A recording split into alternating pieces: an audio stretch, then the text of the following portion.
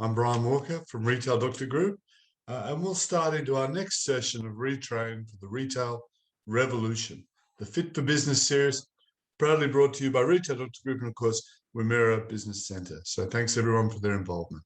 All right. So this is winning in the grand final of retail, ladies and gentlemen. Let's talk today about how we're going to bring more people into our businesses and, in effect, plan for events. Because you see, as I think I mentioned in one of our previous sessions, we've grown up very much by the view that opening the shop door and people will come. But now, of course, retail is about that, but it's also about bringing the brand out to the people.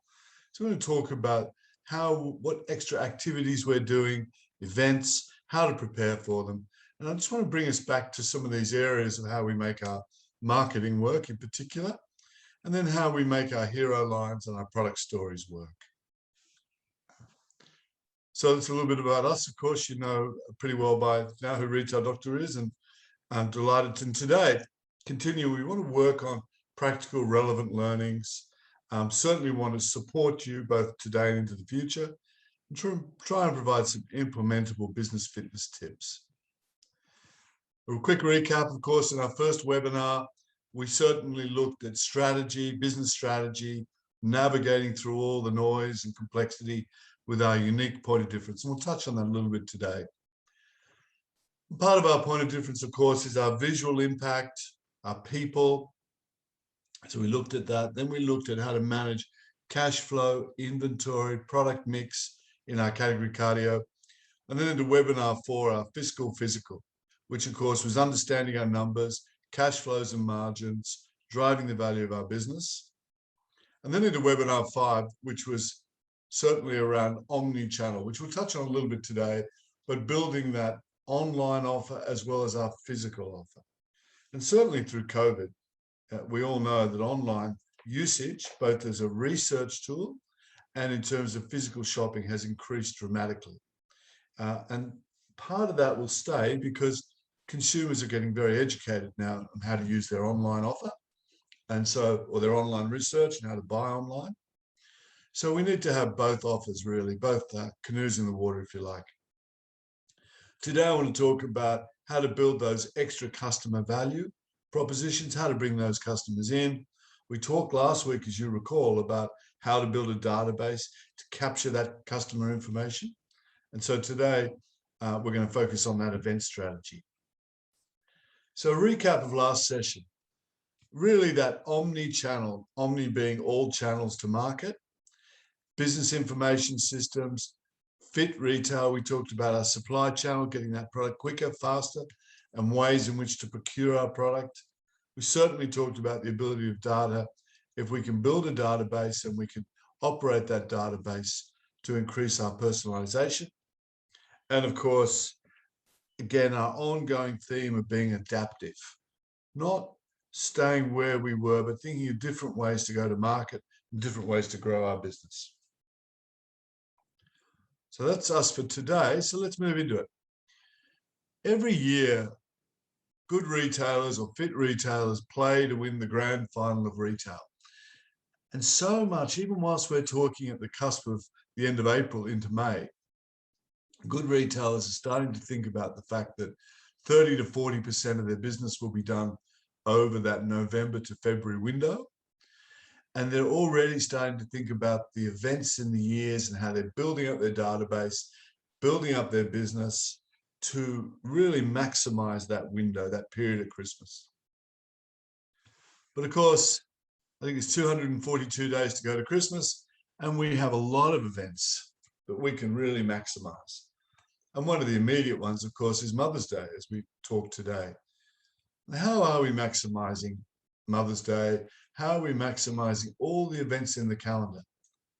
So by now, as a fit retailer, you would have all these dates, these events. Now, many, if not all, and certainly for everyone, some events will be very relevant to their product strategy, to their product differentiation and their uniqueness of offer. So on your marketing calendar that we talked about, where you'll plot out the months and the promotion that you're going to do, not always around product, but mostly around products. when you're going to do it, how you're going to do it, and you'll be plotting these event dates into your calendar, into your promotional marketing calendar. So this idea of going out, reaching customers is something we'll talk about today.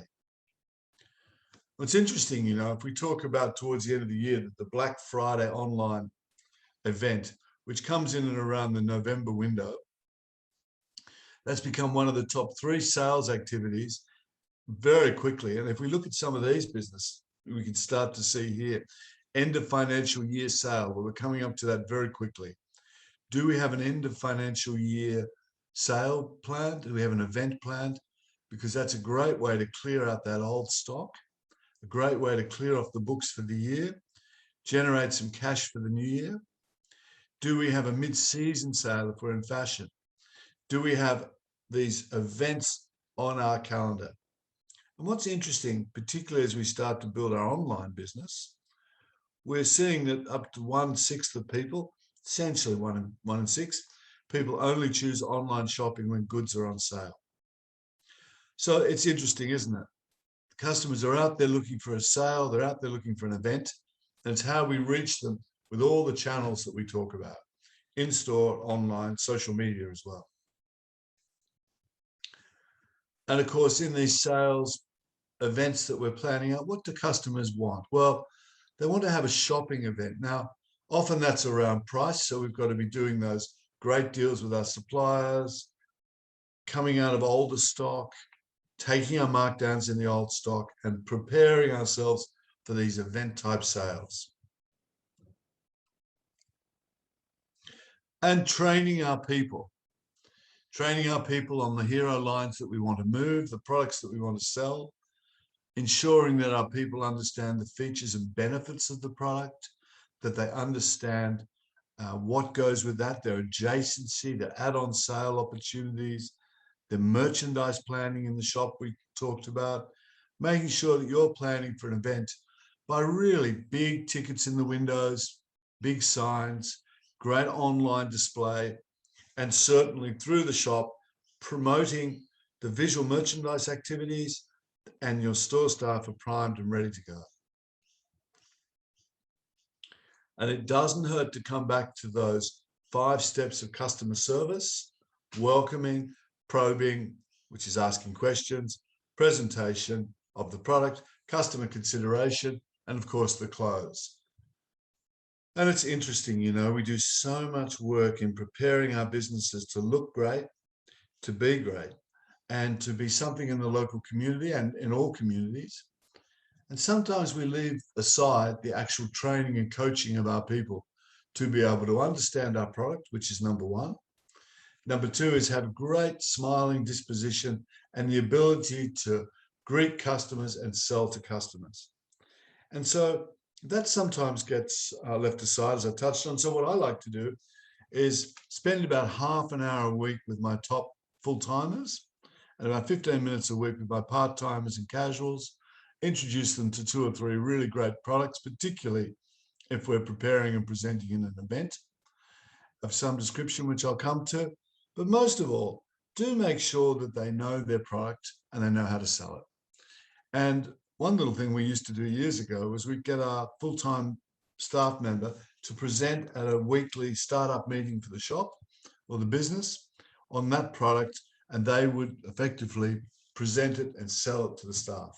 And if they couldn't do that with your own staff, they were unlikely to be able to do it with a customer. So do keep an eye on this. Do keep a bit of a view as to the level of training that goes into your people. It's a very important ingredient.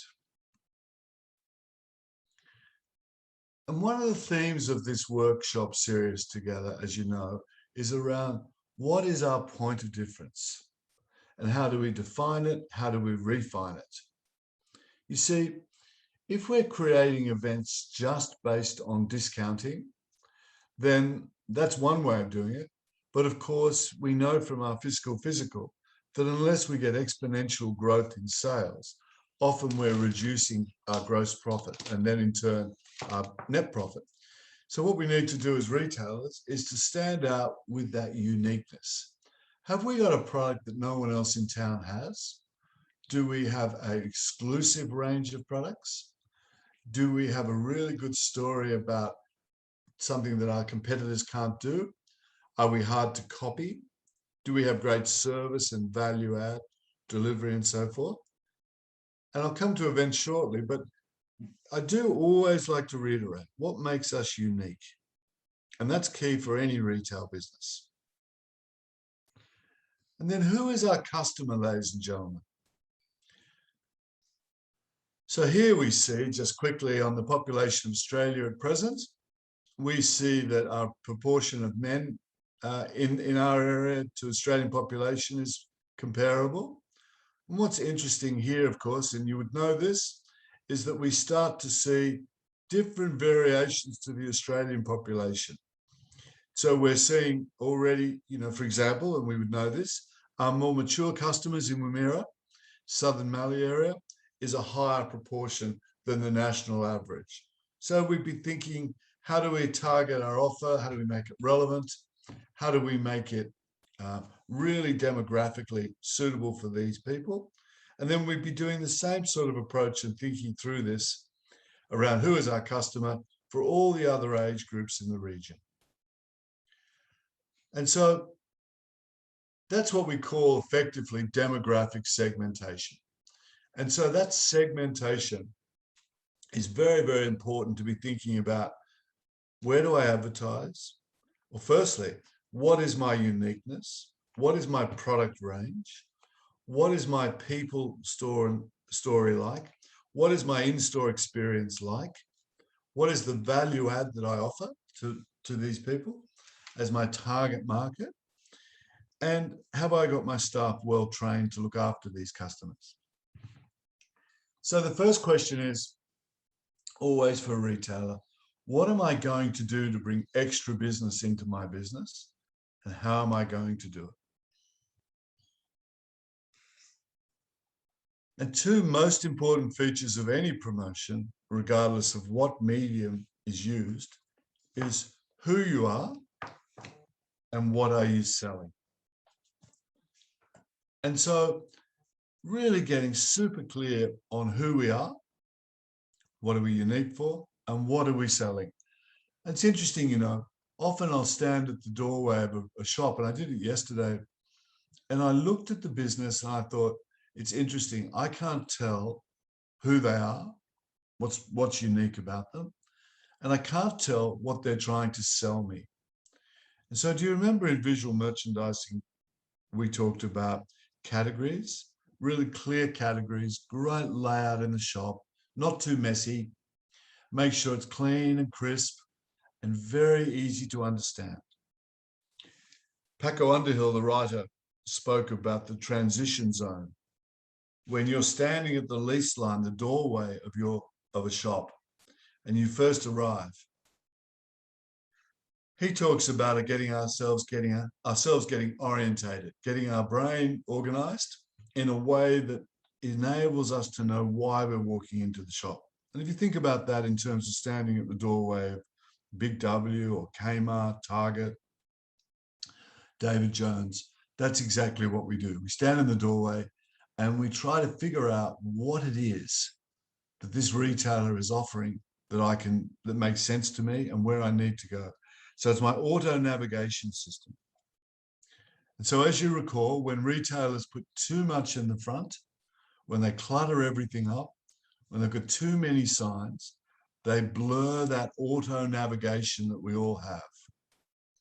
And in some cases, they overwhelm it. So it's important to be very, very clear. And what we want to do is invite customers through our shop, as you know, and make it very clear, what are you selling?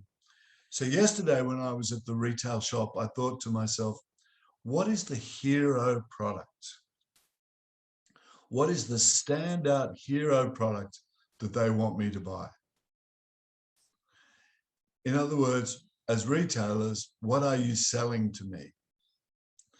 If you stand outside your shops and you can't clearly see what it is that you're unique about, what you're selling and what your hero product is, rest assured your customer won't be able to tell either. And I touched on customers coming into our retail business, but now I'm going to talk a little bit about this idea of local area marketing and creating something that draws people to you. Now, it really is building on your relationship with your community, your unique product, your growing database, and it's about becoming more visible to your community than just within the four walls of your shop. So what do successful promotions do? We talked about the promotion calendar. Now, of course, they create interest and curiosity. They should give some information. Above all, they need to have a bit of theatre, a bit of entertainment. There's something like 6 million pieces of information per second and stimulus available now. And if you happen to be in the city, it almost doubles. So we've got to be able to have great skills to cut through that noise. And of course, matching the promotion to our customers, to our target customers, to the customer information we received on our database. And so building our unique, successful promotion. And I wanted to take a bit of a look together at some of the events in that marketing promotional event schedule that we can actually do. Recently, we had a client that was in, of all things, the woodworking business. And they did a great job and selling their woodworking tools. And then along came a national hardware retail chain that started to sell their tools as well. And then in doing that, suddenly our retailers started to feel themselves under pressure. The sales of these tools were slipping down. And of course, other issues were created around cash flow and profit and so forth.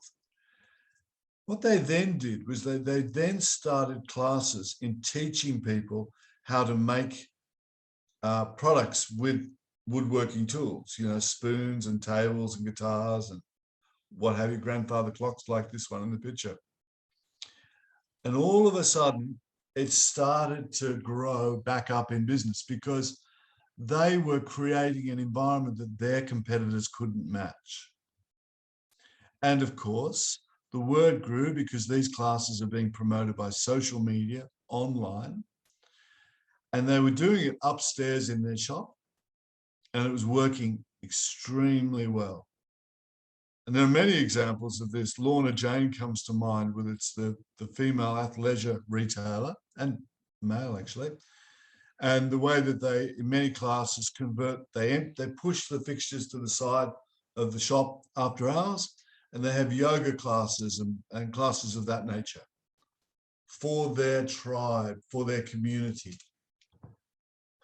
And this concept, ladies and gentlemen, is an important concept because what they're doing is they're creating education. And one of the things to contemplate is, how do I educate my customers? How do I build my community? And how do they have fun? And so in selling our products, we are not only just putting them on shelves and selling them, we are selling them via our community.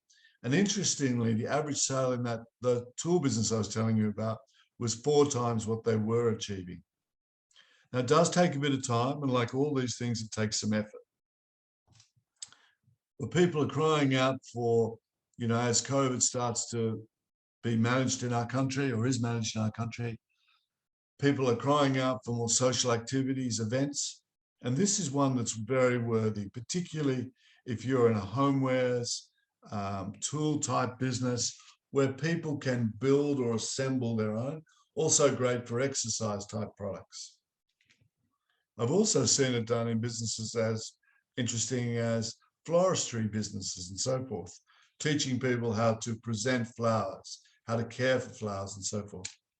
And so holding classes is often a fantastic way to build your profile.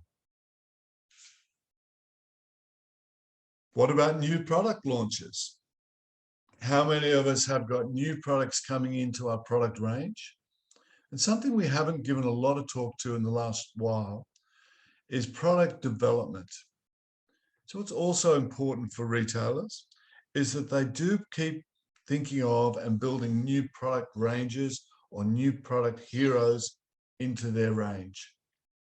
So really, when you have a new product that's particularly relevant to me, and this is where your database comes in, I might get an SMS from you, I might get an email from you, you might launch it on the website, I may see a great sign in the window, I may have staff talk to me about a new product that you've launched, a new range, and particularly, once again, if it's relevant to something I purchased historically.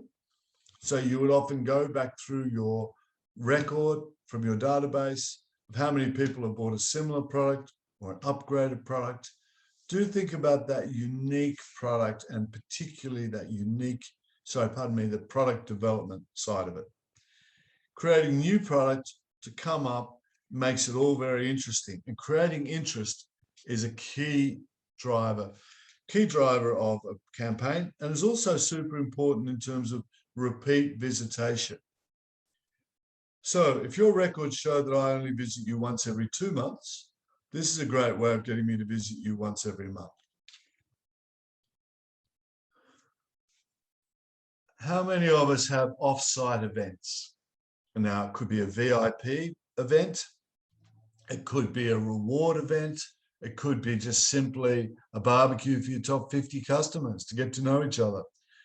But creating a bit of entertainment, bit of theatre, and this concept of using a promotion to thank your customers, to host them, is also very powerful.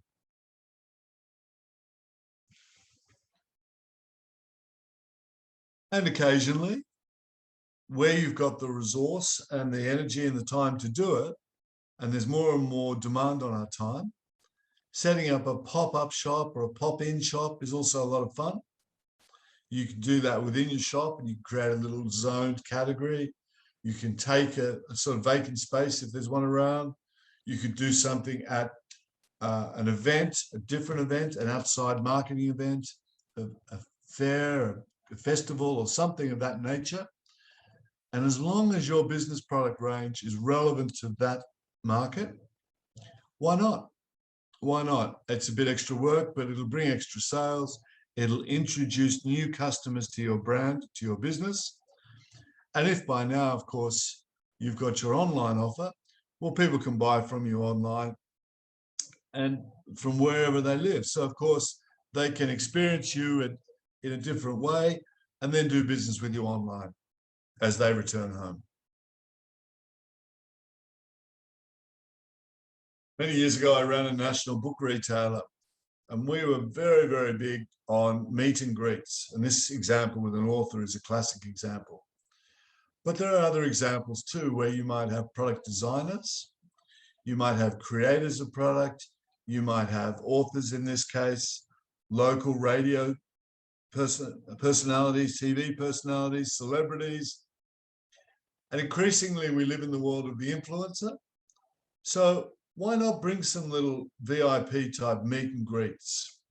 And in that database, creating that subsection of your database that is your top 100 spenders or top 150 spenders, why not bring them into a little event? It could be an after hours, champagne and meet and greet.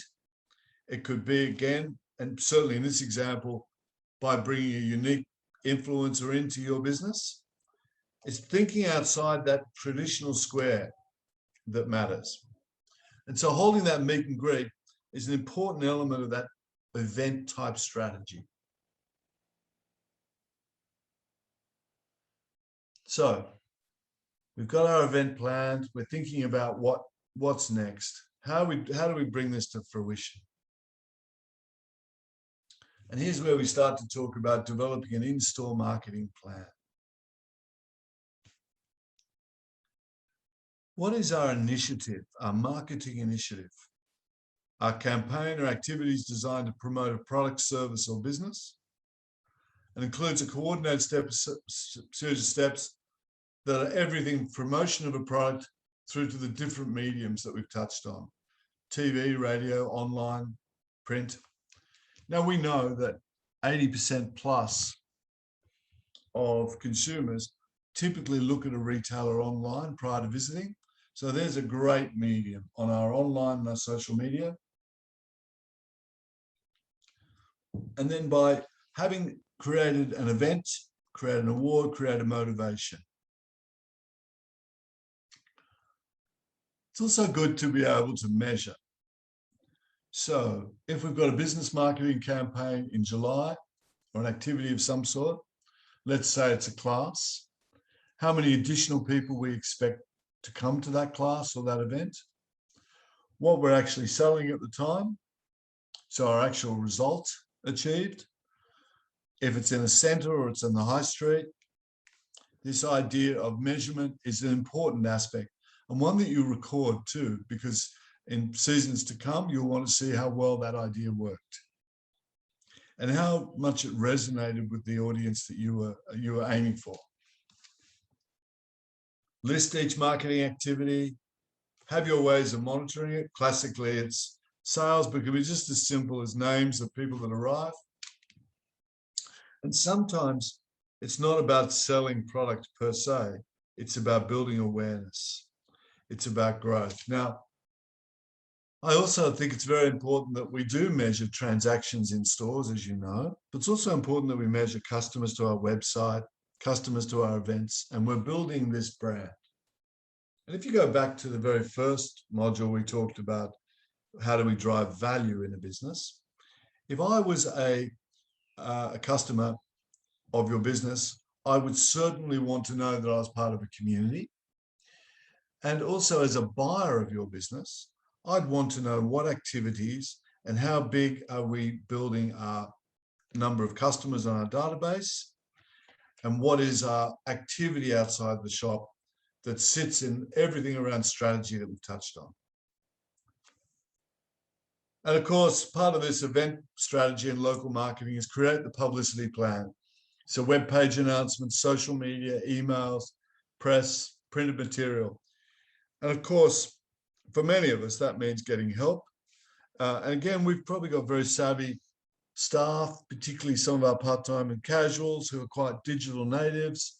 They'll have great ways of communicating on Facebook or Instagram or Pinterest or whatever the platform is. And then what's really good about your website is that the back end is a really nice data collection machine, if you like. So it can tell you by understanding the back end of it, effectively how many people visit it, where they visit, how long they stay for, what they do with your site, and what their path to purchase on your site is. So again, building that database. It's important too to have really good start and end dates with events and marketing activities. So, you know, create exclusivity, create a bit of rarity on it, create some scarcity around it so that people don't see it going on forever. It's got a very, very important start and stop date. Make sure all your customers are aware of it, come into your store, train your staff. And so you can build a fantastic promotion and campaign. And if you can draw 10 to 20% more customers, well, you'll convert that to 5 to 10% more income to your business. Developing out your product offer is really critical. And so we start by really asking ourselves 5 quick questions, critical questions. We've touched on our uniqueness. We've touched on who our target buyer is. We want to be hard to copy, so we need to understand who are our competitors and how might they react. Without being obsessed about competitors, it's just good to have an understanding. What is our positioning message to our target buyers? And of course, how will you get your product or service in danger of being sold, which are all the elements we've touched on, from visual merchandise, people, and so forth. And your marketing plan, well, that has 10 good elements to it. It's really around your business, your analysis, your customer, a lot of what I've talked about. Define a marketing budget. If you're going to spend money on this event, have a little bit of a marketing budget and try to work out effectively what sort of return on investment you require. And that's basically increased sales divided by the additional cost of running that campaign. track your progress and evaluate it.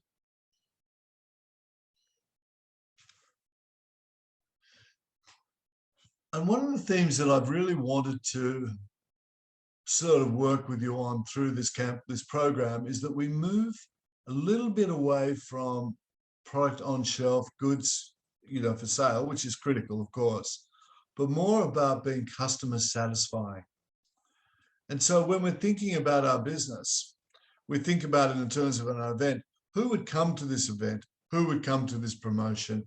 And how are the ways that I would satisfy this customer? Now, by the way, often what happens is I like to do a little bit of a SWOT when I'm planning out a marketing event and a campaign, because what I sometimes do, it's very human to underestimate what's involved. So having a bit of a look at your staff and who you can delegate tasks to, and sometimes it might be just delegation to yourself. And then you think, okay, what of this can I do? And it's all about walking before we run, but it's certainly necessary just to be looking at ourselves and our business and saying, what bandwidth have I got for this? What resource have I got for this? Because if we half create an event and we half deliver it, then we only get half the result. So we've got to be very committed to event and marketing strategies. I tend to underestimate the revenue, and I tend to underestimate the potential customers. And by the way, as I want to take a bit of a cautious, conservative view to it as we build out our events, but I also say that it's not just for one season. Once you embark on this, you probably need 2 or 3 seasons to really start to get some impact, to start to get those extra customers.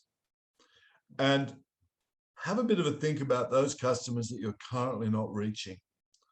Why are we not reaching them? Is a competitor better placed? Are they better positioned? Have they got a better pricing structure? Do they produce better quality? Do they have better sales staff? Do they have better value add? So it is a little bit about defining customers, but it's a little bit about defining competitors, because strategy is all about uniqueness. It's all about navigating through all these pieces. And I've touched on sales forecasting. Do keep a good record of sales. Keep a good forecast just to start you off with how many you need to do, want to do in terms of extra sales from these events and these campaigns. Have a little bit of think about how you will reach your customers in the way that we've talked about.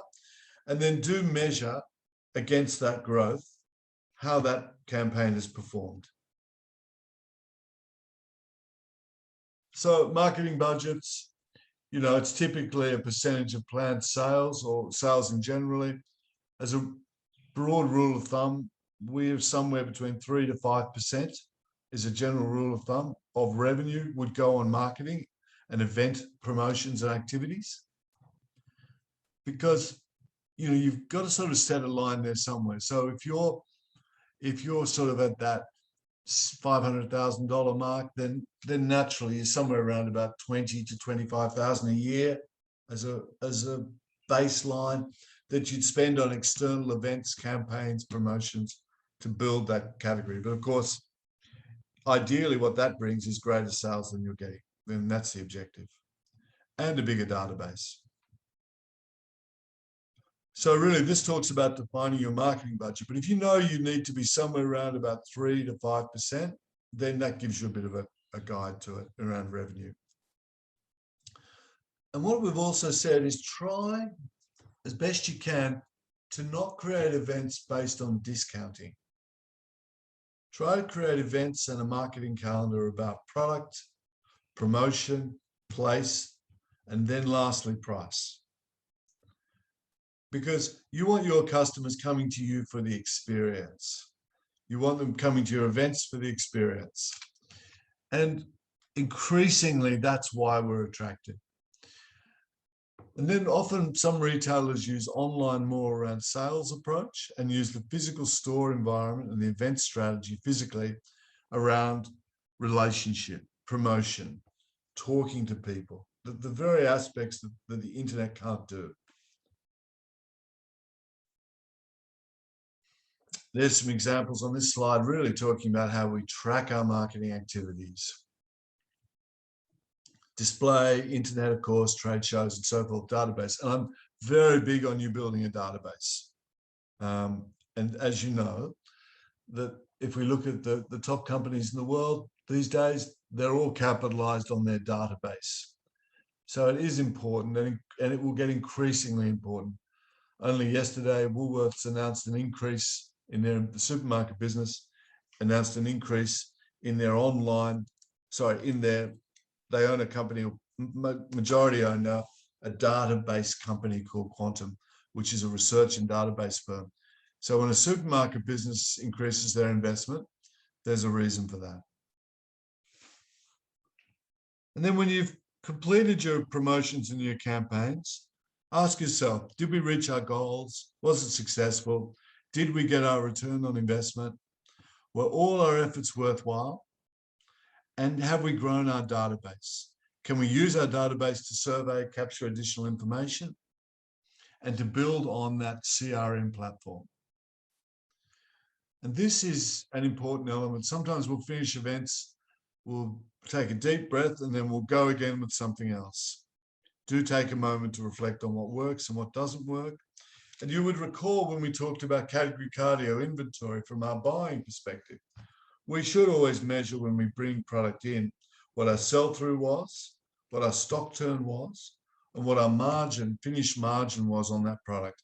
That's another way of evaluating progress. So to date in this particular webinar, we're really looking at our event promotion marketing strategy. It is important to have one.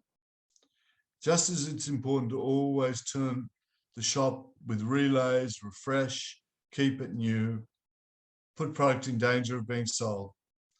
So what is our event strategy? What is our marketing strategy that's going to get those extra sales going? And whilst I talked about Christmas from November through to late January being the grand final of retail, it's not just about Christmas though. There are 242 sleeps till then. It might be 241 now. So it's time to get fit for the grand final of retail. This is interesting. And just as a quick aside nationally, from November, December, and January, when we look at all the big online campaigns and of course the physical store sales of Boxing Day and the New Year clearance, 60 billion out of 370 billion, for the mathematicians in the audience, is spent in this window. So you can see its impact. And we really need to start preparing for this in and around July, August, with our seasonal product buys, our planning for what our hero product for Christmas will be, and starting already to think about that campaign and that process. And, you know, physical store retailing really increasingly is about people. So always really focus in on training, coaching, great conversations in shops, collection of your databases, communicating with people, holding those events that I've touched on. There's nothing better than the human interaction that online retailers can't offer. So if you think of all the ways that humans interact with your business, all the customers and the experience they have, are they all acknowledged within 30 seconds? Do they all walk the shop? Are we changing windows, displays? Are we having great conversations with customers? Are we selling and servicing them?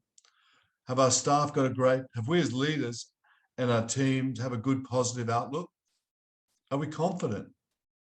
I remember one business I ran many years ago, the book business I touched on. We used to employ great people, but they'd rather read books than talk to people. And one of the learnings from there is, you know, the old piece around hire the will and teach the skill. I think that's very important. How many natural smilers have we got in the team? Are our customers customers, or actually do we treat them as guests? Are our staff proud? Do they look proud? Are they well groomed? You know, if you have name badges, do they wear them? Are they proud of what you're doing? Because, and are you proud of it? Because all that resonates with customers. And are our staff really out there to make that difference? You know, brand aid we talked about, but it's about our staff being aware of what we're all about. What does our brand stand for? What's our point of difference? What's our mission? You know, what's our core offer? Are we based on experience, range, service, high volume, low margin price? What focus? Because whilst we separate marketing in the traditional sense, the greatest brand advertisement for your business are your people. They are, as Jan Carlson once said, they create the moment of truth. Everything else is a promise until your staff member meets a customer. And if the staff member is disinterested, all that investment, all that work you're doing starts to get, I suppose, diminished in that sense. And so they're a great advertisement. How many of your staff are building your windows and creating fun? Fun is a big aspect of retail. Make it fun for your customers. Build those great displays with those great hero products. You know, these are just some of the tips. Good, clean stores. If you've got that event on the go, have a flyer in the store, get your staff talking to customers, build up a bit of a vibe and a buzz about it. Their perception is your reality. Choose your items when you're thinking about your product strategy for events coming into the big end of year, but all through the events coming up.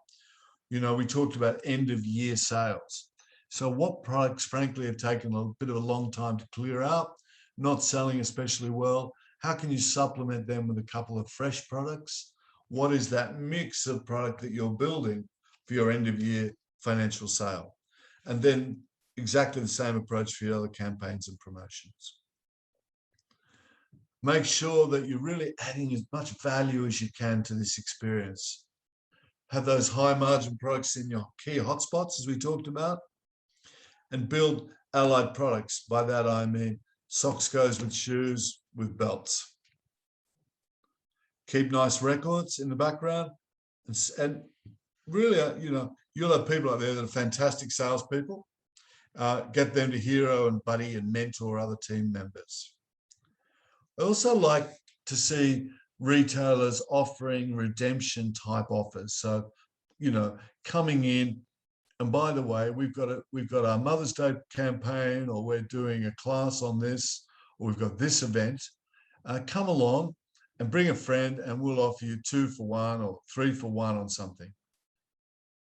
And so building that redemption, getting them back in all the time is important. I did include this slide around the numbers. Set those daily sales goals through your events and your campaigns. I like to see morning startup meetings in a good campaign. And what we want to grow is our average sale value. We want to convert more sales to our customers, and we want to invite them increasingly into our community. And whilst this one talks about Christmas, and we know the Boxing Day is the busiest retail day of the year in the event calendar, all events should have a definite purpose about bringing customers back in. And bringing customers back into your business is really critical. Every single time a customer walks into your shop or walks into your, or comes onto your online, in most cases, we don't make true profit until their 3rd purchase from us. So the 1st, the 2nd, the 3rd. So if we're treating customers as a one-off transaction, we need to take a moment now to think about them as joining our community. People talk about lifetime customers, the path of the customer to purchase more from you, to engage in your experience. So ladies and gentlemen, you know, today, as we understand and bring it all together for this webinar, we've really zeroed in and focused on winning in events, local marketing, promotions, campaigns, how to put them together, what to consider. And these themes of uniqueness, these themes of being very good in the numbers and building a wonderful customer experience in all channels and many of you do such a great job there. Do keep on that journey. It creates a more valuable business to a buyer. It creates a more enriching experience for your customer. And done well, it creates a more profitable experience for your business. And finally, it creates a more enjoyable environment for your team members. So thank you very much for today. Webinar 7 is our finale for this series. And this is our bringing it all together. It's the grand final of the webinars, if you like. And I'm going to concentrate on helping you to understand how to build a more valuable business that will entice a future investor and create a more sustainable growth plan for you. So, ladies and gentlemen, I'm Brian Walker from Retail Doctor Group. Thank you very much for today, and I wish you all the very best. See you next week.